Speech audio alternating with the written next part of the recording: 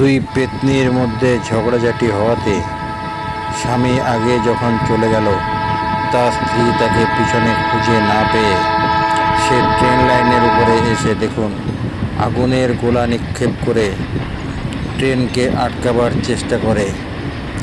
সে এত পরিমাণ রেগে যায়, তারপরে নিজের গায়ে আগুন দিয়ে সে ট্রেনকে থামিয়ে দেওয়ার ব্যবস্থা করে। সেভাবে তার স্বামী ট্রেনে উঠে পড়েছে। দেখবেন কিভাবে নিজের গায়ে আগুন ধরিয়ে দেবে সে।